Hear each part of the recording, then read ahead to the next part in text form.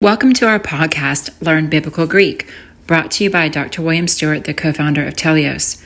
This captivating podcast teaches you biblical Greek through a verse-by-verse study of the book of Ephesians, interjecting Greek grammar, Greek word meanings, and vital theology concepts. Thanks for joining us on this exciting biblical journey. Your study will be more effective if you use the Greek text with the Bible word codes, either on the eSword download or Bible Hub website. These links are on our podcast website at www.teliosresearch.com.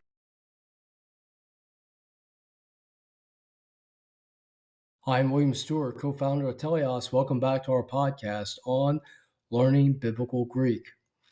We're having fun understanding, learning the original language, all about the words, the sentence structure, the grammar that helps us know God better so we can be more obedient Christians, fruitful in our service.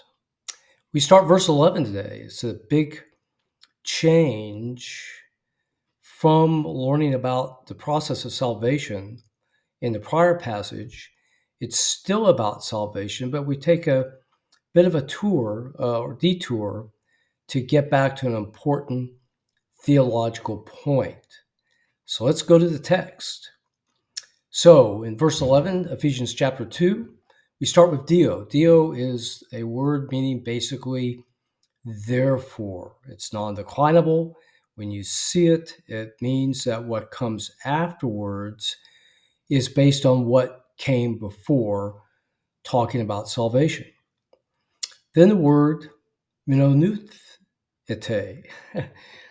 hard to say, basically remember. Okay, so now this is a verb. We've covered a lot of hard verbs in Ephesians, and I hope you've been patient with this. If you're listening to this video, then you probably have been patient.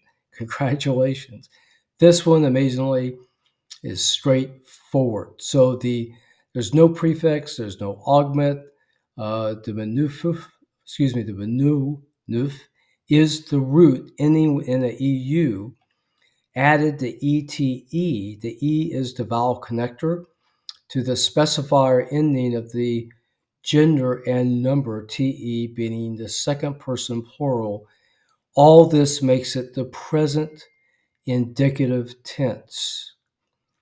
Okay, so no augment, there's no SA, there's no K indicating other tenses. It's an O or E vowel connector, all help you know it's the present tense.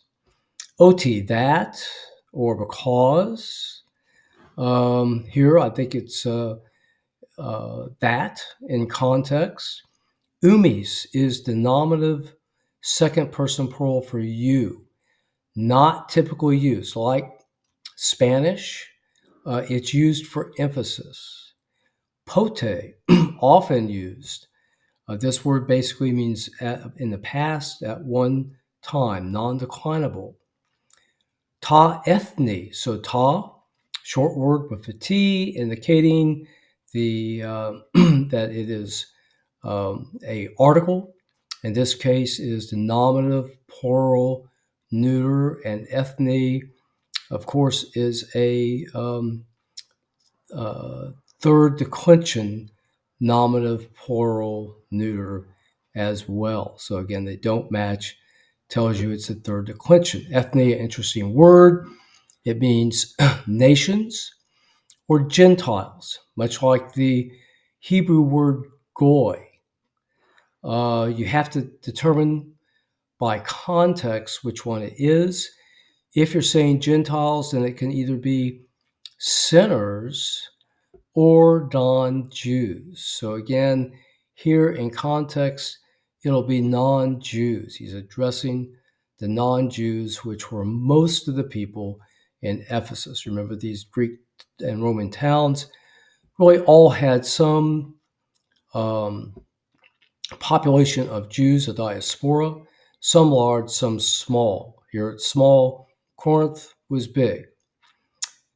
In, that preposition we see a lot of, in, on, at, by means of. Sarki, remember, it takes the dative.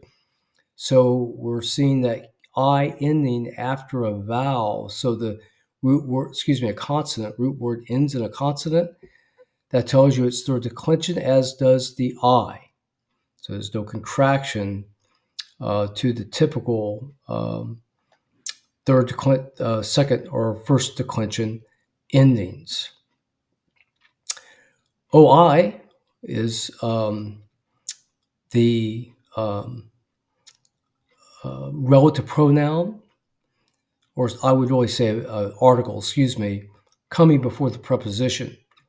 So the fact that it is there, you see the OI is a nominative plural, masculine.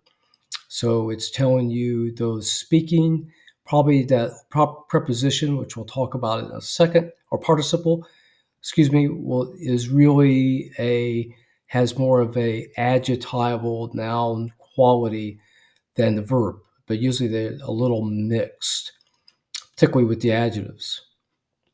So legumeni, so again, this is the participle. There is, of course, no augments with participles, and there's no preposition here. What we see, the lego is the root word. Men, we have a connector then O, which tells you that it's either present tense, future, or aorist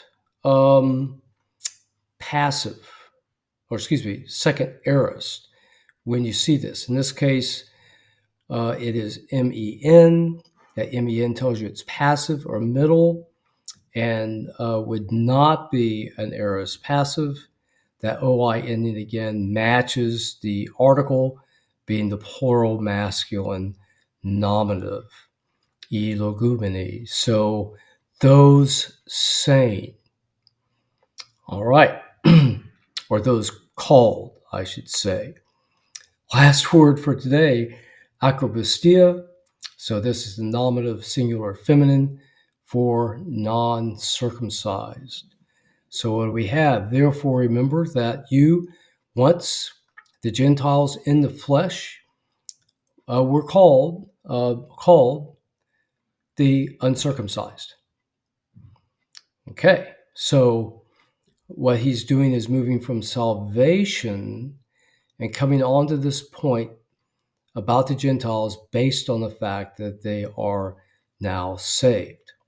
We'll finish the rest of this verse next time, and what we're talking about is the Gentiles before they were saved in the Old Testament time. So it's very interesting, several verses to understand. Thanks for joining me today. I'll see you next time.